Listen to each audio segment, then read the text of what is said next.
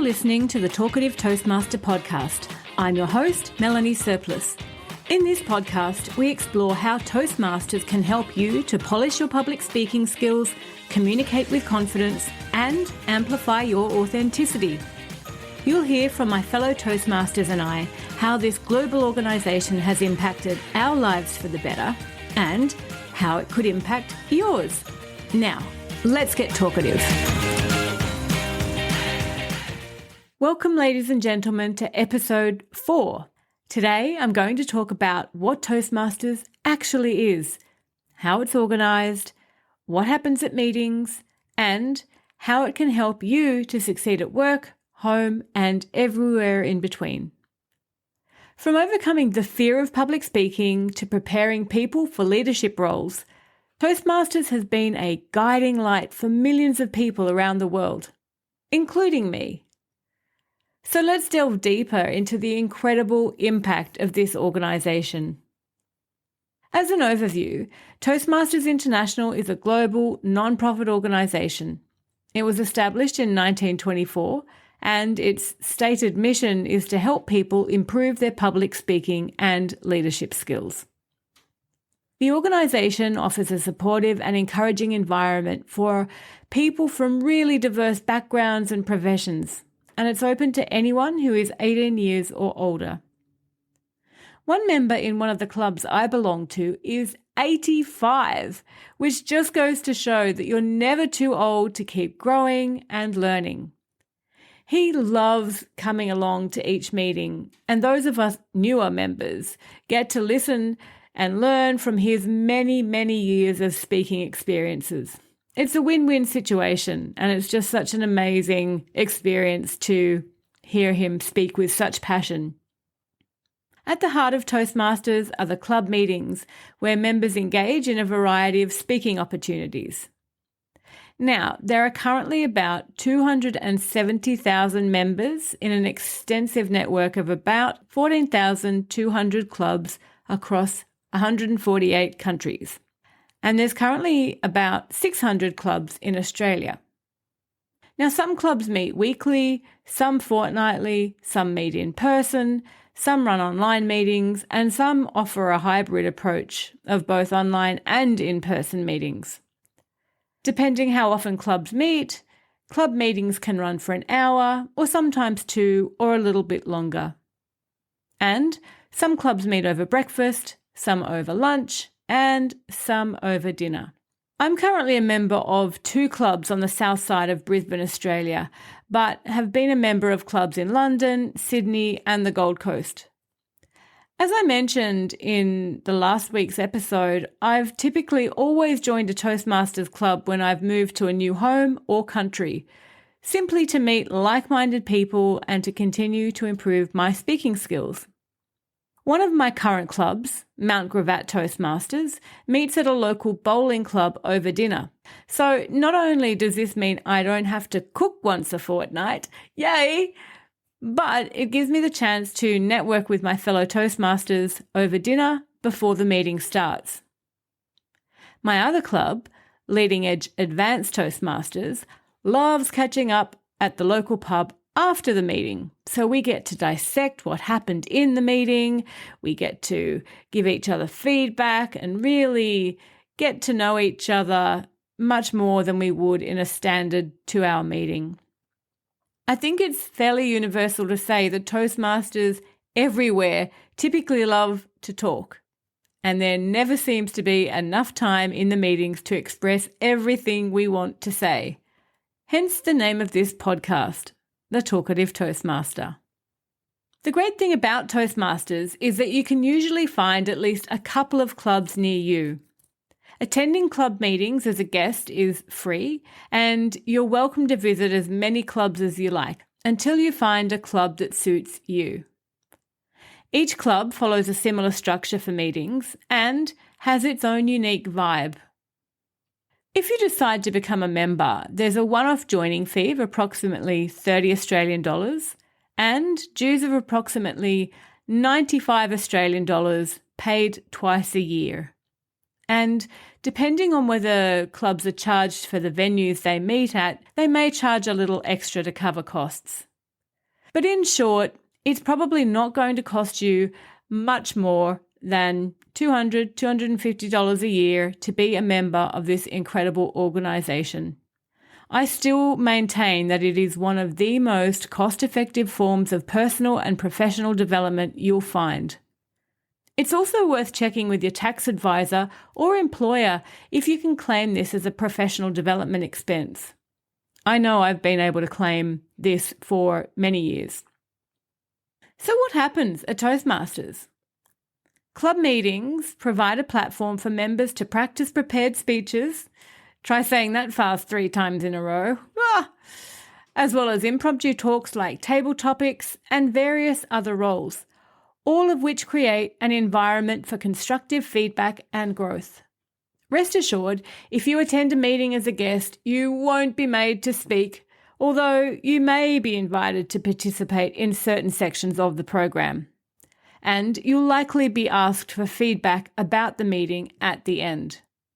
Each club does it slightly differently, but it will always be the intention to ensure you feel welcome and relaxed throughout the meeting.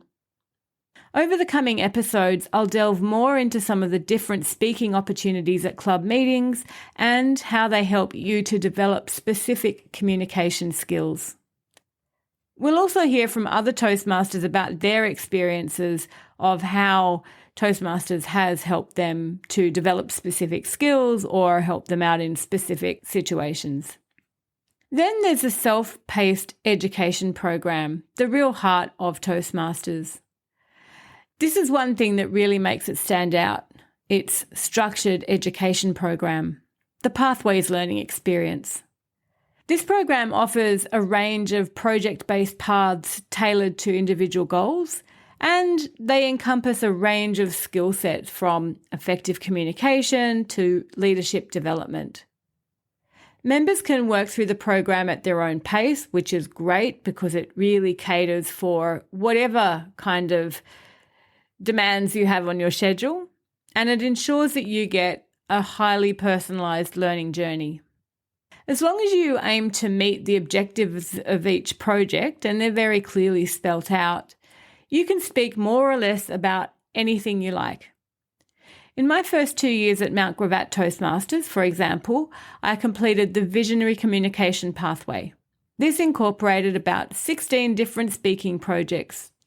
Most projects involve delivering 5 to 7 minute prepared speeches on topics of my choice.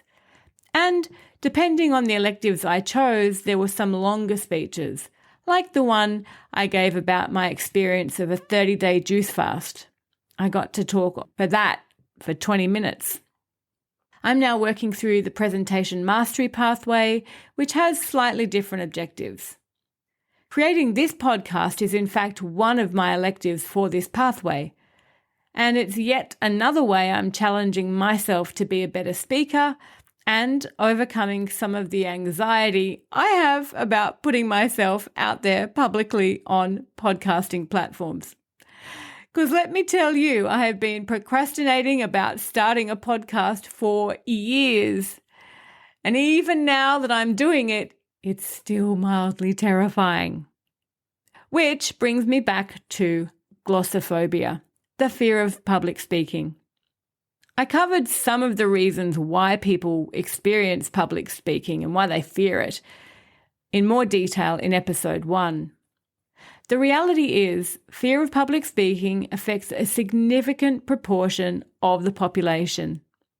And even as you develop your communication skills, you can come up against new fears that you didn't even know you had. As I experienced before starting this podcast, and each time I sit down to create a new episode. Fortunately, Toastmasters helps people conquer the fear of public speaking through its very structured approach. Members can progress through a series of speaking assignments in a supportive environment. And these assignments range from giving short impromptu talks at each meeting to delivering more prepared speeches. And by gradually increasing the challenge level, people become more comfortable and confident in their public speaking abilities. It is truly amazing to watch people develop as they come through the doors of a meeting for the first time to 3 or 6 months later, the way they grow in confidence is miraculous every time. It's just a beautiful thing to watch. The impact of strong public speaking skills extends far beyond just presenting in front of an audience. Research indicates that about 70% of employed individuals consider presentation skills crucial for success at work. Toastmasters equips members not only with effective public speaking skills, but it also enhances critical thinking, active listening, and the art of providing and receiving constructive feedback. Peer evaluations are a cornerstone of every Toastmasters meeting, and pretty much every speaking slot is evaluated. When a member is evaluating one speaker's speech, the tips are usually relevant for everyone. And by all hearing that, we all learn and grow. I'll explore evaluations in way more detail in upcoming episodes, but as far as learning and practicing how to deliver constructive feedback about people's speeches, it's really equipped me personally to be able to deliver both positive and constructive feedback at work and in other areas of my life with way more confidence and impact. According to a study conducted by Toastmasters International, 85% of people reported an increase in their confidence after participating in the program. That's huge. This shows the success of the program. Additionally, nearly 70% of these members felt their ability to give effective presentations had significantly improved. These stats underline the tangible benefits members gain from their Toastmasters experience. Now, success stories abound at all levels of the Toastmasters community. Notable personalities like Tim Allen, the actor, and Leonard Nimoy, the beloved Spock from Star Trek, credit Toastmasters for their transformation and success. These individuals attribute their ability to speak with confidence and authority to their Toastmasters experience. While Toastmasters is renowned for assisting in overcoming the fear of public speaking, its benefits go beyond taming the nerves and delivering a great speech. It fosters personal and professional development by nurturing skills such as leadership, conflict resolution, and networking. Members, for example, have the opportunity to take on various leadership roles within the club, such as being a club officer or organising club events. This hands-on experience is invaluable in honing leadership and organisational skills that are highly transferable to other areas of your life. In some of the upcoming episodes, you'll hear personal stories about how this has panned out for some of the Toastmasters I've had the pleasure in meeting in my career. Suffice to say, the impact of Toastmasters on career progression can be remarkable. It's not just about speaking, it's about leadership. Toastmasters alumni often find themselves better positioned for career advancements and job opportunities. Employers highly value the leadership and communication skills honed through the Toastmasters experience. And speaking from personal experience, prospective employers will often ask about that experience in a job interview, particularly if they've been involved with the organisation. I've found being a Toastmaster has been a great icebreaker for those situations where there is a common interest. And people who have been through the Toastmasters organisation in any capacity know the quality of the training that they get. So they do value that experience if they see it on your resume. To summarise what we've discussed today, Toastmasters is a catalyst for personal growth and professional success. It really does empower people to conquer their fears, gain confidence, and realise their potential. We've discussed what Toastmasters actually is, how it's organised, what happens at meetings, and how it's structured to help you to succeed. I can personally attest to the fact that Toastmasters offers an enriching journey towards personal and professional development. It's what inspired this podcast. If you're ready to unlock your potential, consider joining a Toastmasters club near you. Check out the Find a Club link on the Toastmasters International website at www.toastmasters.org. It's worth visiting a couple of different clubs as a guest to see which club best suits you. If you do take the leap and visit a meeting, I would absolutely love to hear your experience. Feel free to message me at talkativetoastmaster@gmail.com or tag me in the comments if you found this podcast on YouTube, Facebook, Instagram, or Twitter.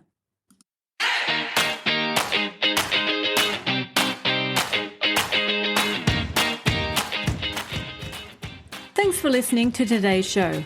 Head to talkativetoastmaster.com where you'll find the show notes for this and all other episodes, as well as links to some awesome Toastmasters resources.